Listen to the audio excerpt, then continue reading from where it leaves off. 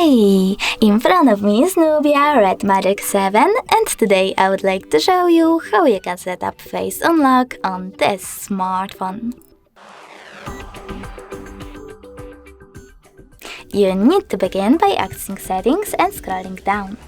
Now choose password, fingerprint and face, select face recognition and enter your current login method. After that, read the disclaimer and choose continue. Now you need to select while using the app or only this time. And remember to keep your face in frame. Then you can adjust face unlock options by tapping on those two switchers, and when you're ready, select home button. Now when I turn off my screen and then turn it back on, I can see that face unlock is working properly.